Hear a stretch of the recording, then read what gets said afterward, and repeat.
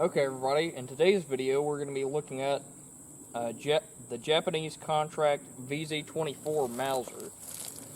So these rifles are still, even to this day, a bit of a mystery as to the true origins behind them.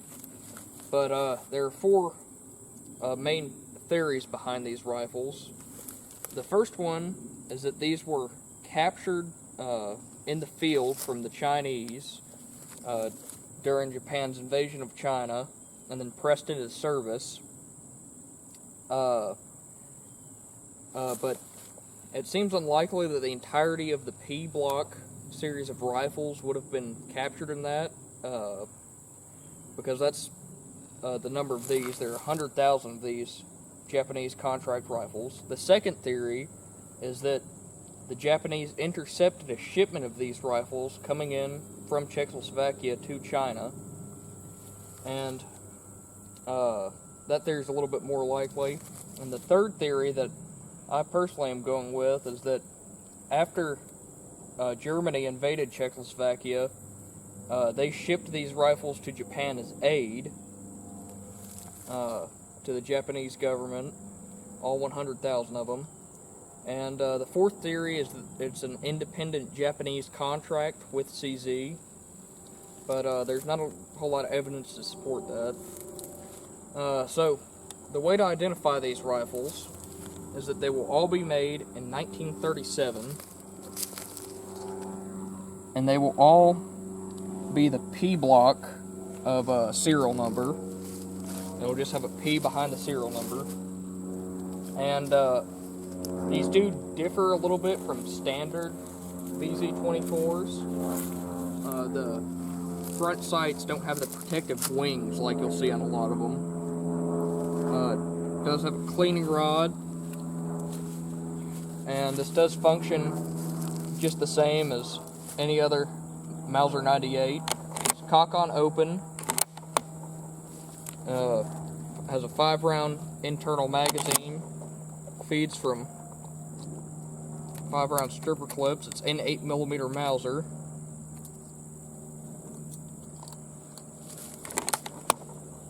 And the sights on this go from 300 meters up to 2,000. And these have multiple sling points. They have a sling point on the bottom and on the side, right there on the wrist. And yeah, that's basically the little bit of history that there is behind these rifles, because not a lot's known about them. But this particular rifle was taken out of a crate of them that was at Tokyo Bay after the Japanese surrendered by a U.S. soldier that was doing his occupation duty there. And you can hear a lot of similar stories about how these rifles were captured. It seems that they were mainly in storage when U.S. troops got to them, and the majority of these you'll find won't have any import marks and will be bringbacks. And if you want to know any more about any other Japanese rifles, the Military Rifles of Japan book is a great one to get by Honeycutt. And yeah, there's not too much else to say about this, so let's get into shooting it some. Alright, we're going to start out 5 rounds, some 8mm Mauser. This is Seller and Bellot. This is a 196 grain soft point.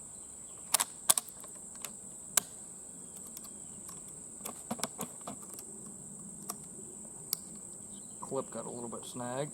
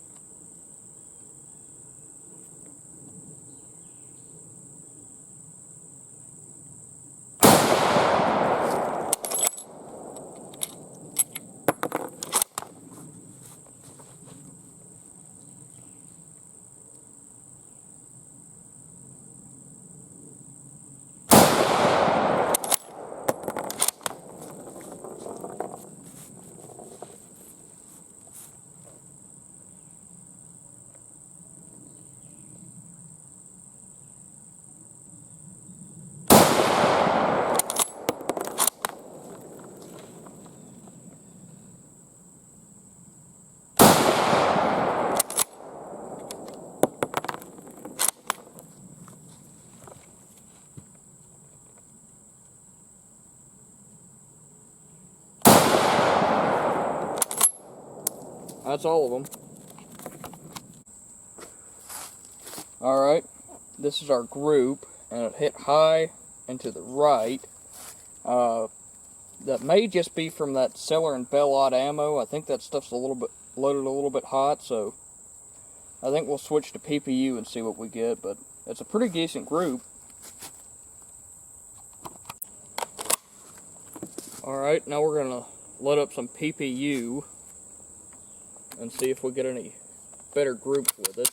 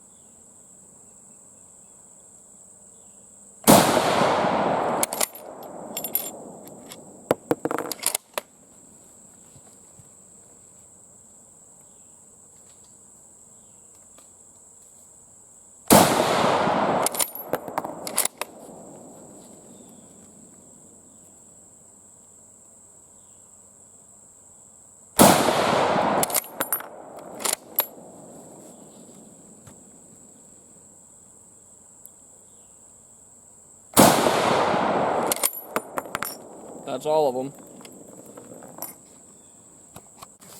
Alright, here's our next group. One just barely skimmed the top of the plate, and the next four are here. Another pretty good group, and with the PPU it's a lot lower down. Pretty nice group.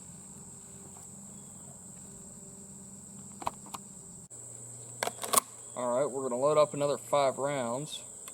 8mm.